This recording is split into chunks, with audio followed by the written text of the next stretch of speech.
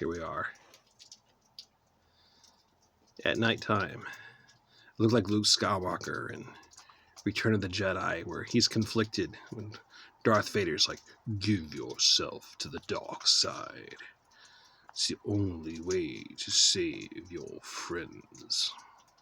And he's like half covered with shadow, half covered with light. Do any modern movies use that lighting? Or was just all this digital enhancement and just got rid of that technique? Using shadow on one side to show conflict.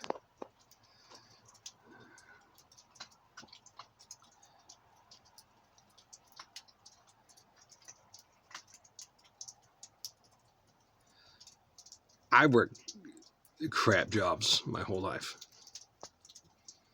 Crap jobs relative to my intellect.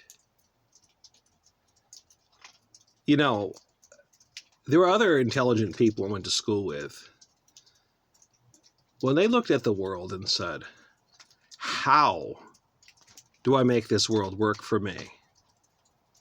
How do I fit into this and prosper? Where I said, why should I fit into this world and prosper? If I didn't think about the why, just the how, I would have been better off. I would have just like, okay, you know, here's a trade. I'm just going to keep pressing myself against this with computer programming or electrical engineering or whatever, something nerdy because I was into computers. Communications, radio, whatever. Would have prospered, would have had a different life.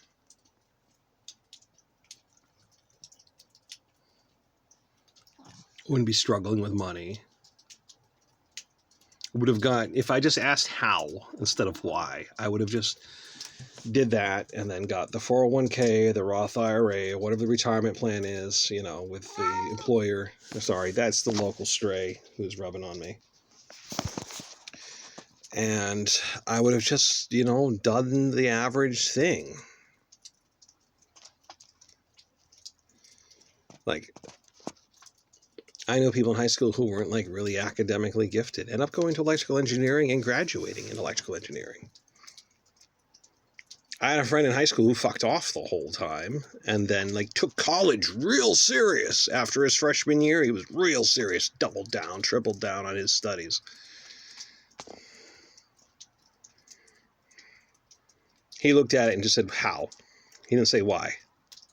He didn't say, why should I? He said, how can I? And people will tell you, I bet there'll be old men out there like, you're not supposed to ask why until you're in your 50s. Before then, you just fit in and make as much money as you can. You fit in and make money. Yeah, you raise your family and make money. You ask why when you get old. Why is a question for old men, not for young men. Like jostle the camera enough rocking in this little fabric chair.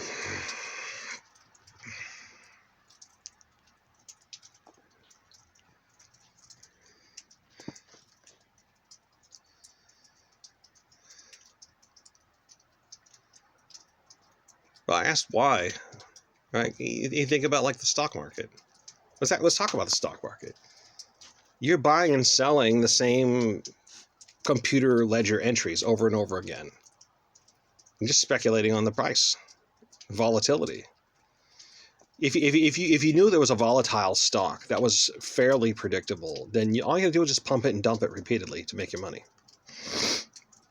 You ever think about the socially responsible investors? Like, we don't invest in tobacco. We don't invest in oil. Why? It's not like you're buying at the IPO. You might as well. If you were against tobacco, you might as well profit from tobacco stocks until you can ban it somehow. I mean, hypothetically. Why wouldn't you want to profit from it? I mean, somebody's going to buy it, and guess what? If everyone who feels strongly about tobacco use dump the stock, just someone else will buy it up. And then whatever the trends are for tobacco consumption and tobacco production, that's going to be reflected in the stock price. And you just miss out.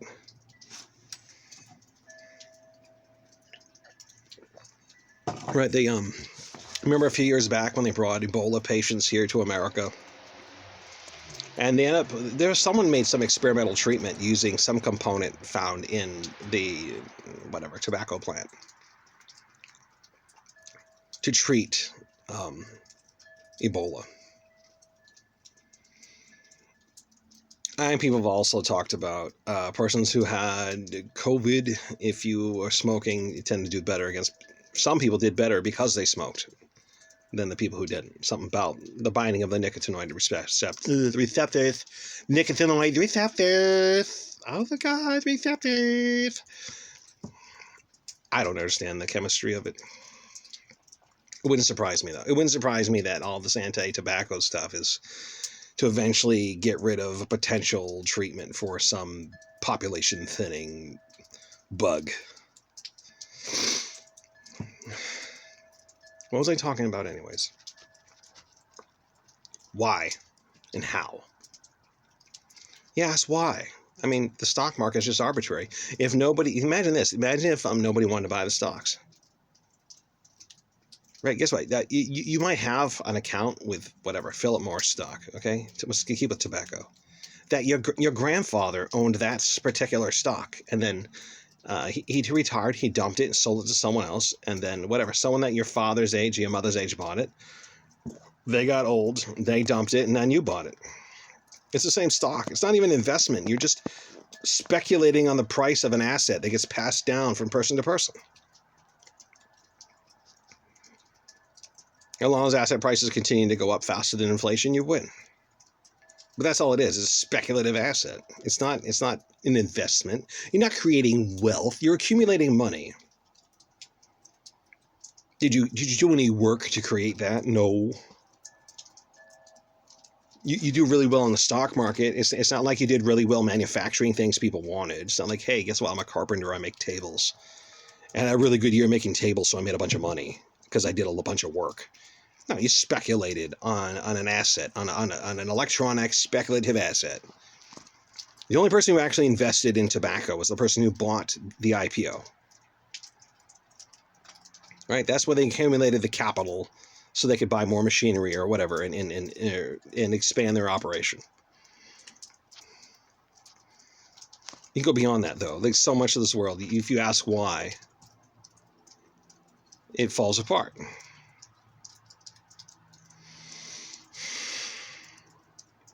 We have all these legal fictions holding it together, and they work because people believe it works. And if you undermine the faith, if you could effectively, if we had a charismatic person who could undermine faith in the dollar would crash. They'll all become useless. There's some charismatic person who could undermine faith in the stock market. The stock market would take a dive. I mean, okay, whatever. Maybe all the small holders would dump it, all the philosophical ones, but the rich ones would just buy it up, and then life would go on without the small holders anyways. Which, well, rich people already own most of the stock market anyways. I believe. If I'm wrong about that point, that particular point does not in any way disprove my premise. Yeah, you ask why. You're really intelligent, and you ask why. And like, here you are, a kid, especially in my life experience, being picked on, beat up, whatever, parents fucked up, all these things. You start asking why, but you don't have the life experience or the knowledge to interrogate life effectively, to even begin to ask why. And so for the average person, even if they found themselves wanting to ask why, they quickly stop. Cognitive dissonance runs them down. It's like, all right, how? How do I fit in? How do I make it work for me? And my dad used to tell me that. Make the system work for you, son. That's what you got to do. Make the system work for you. Yeah. Oh.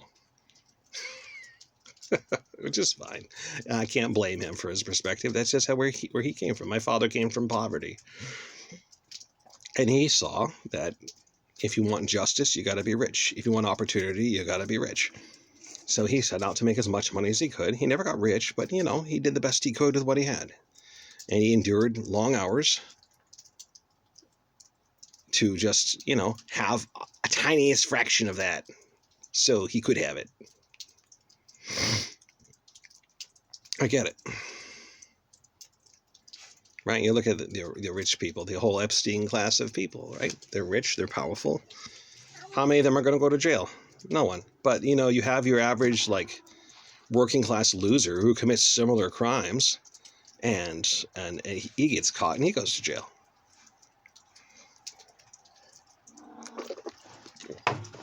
Money buys justice. How? Not why. How? So I just focused on the how. I've lived a completely different life. But no, I grew up asking why. Why should I go to college? Why should it be this way? Why can't I just be good at something? Why? And of course, even when I got good at Visual Basic Programming, and this is a true story. So I had intro to VB class. I was kicking ass because I already was good at Quick Basic, which is, what it was built on. And just a second. Okay. I thought my client needed something. And my instructor offered me, said, we could use a junior programmer. Why don't you, put together a resume and apply? And in my mind, I'm thinking, well, if I have a full-time programming job, because I was working part-time at the time. I cut my hours at my main job part-time so I could go to school. I said, well, I don't want to be stuck writing entry-level code. I want to get my certificate so I could get in and do big stuff. So I turned him down. I didn't go after the job. Honest to goodness, the only job opportunity I had as a programmer was from my intro to VB teacher. And I blew it. I was thinking too hard about it. Instead of saying, oh, here's an opportunity for work and practical experience. And the fact, if I got the job, they might actually pay for my education going forward. Like, they'd pay me to get the books and go take classes and all this stuff, right? I would have lived a completely different life. Completely different life. I wouldn't be this loser in his late 40s in this town that I love. Okay, I've been here 20 years now. All right, so I love the town I live in. But I'm going to say this loser in his hick town, taking care of a disabled person, over my head in credit card debt.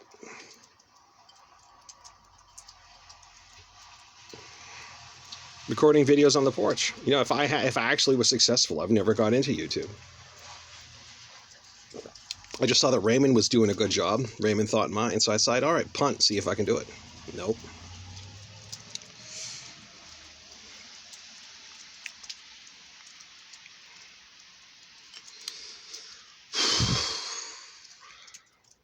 So what's the story? Is there a moral to the story? Can I get to like some sort of life lesson? No.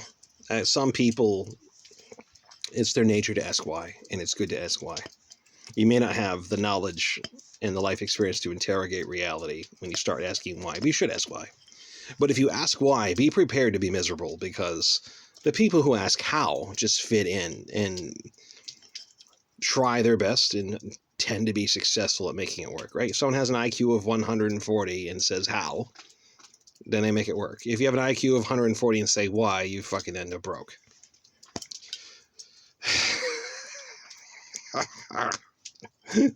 Especially if you're autistic and ugly, right? Like myself. Asking why has its consequences. I guess that's all I got to say for today. Cheers. Good night.